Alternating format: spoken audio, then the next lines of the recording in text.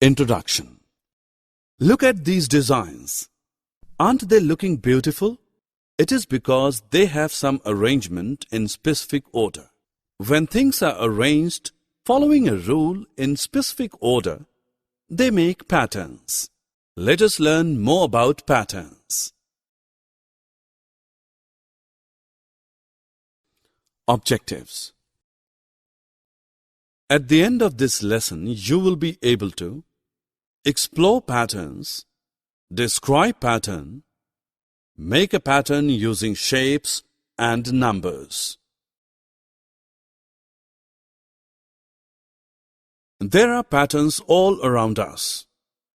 Even when you clap or jump in a specific order, you follow a pattern. Today we will learn about pattern of numbers and shapes. Pattern is a set of shapes or numbers formed by repeating it over and over again. You can see a pattern in a glass window, iron grills, floor tiles. Look at the shapes on this curtain. Here circle and rectangles repeat form a pattern.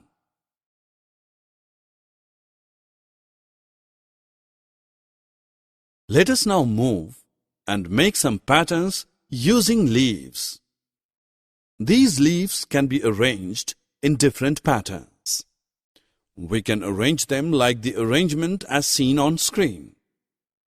In fact, there can be many more patterns using the same leaves. Let us now make some patterns using numbers. We start with tables of 2. Look at the series 2, 4, 6, 8, 10, 12, 14, 16, 18, 20. These numbers are arranged in a way that difference between two consecutive numbers is always 2. Consider another series of numbers 3, 8, 13, 18, 23, 28, 33.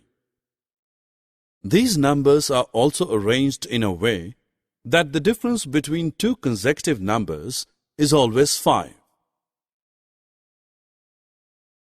Summary.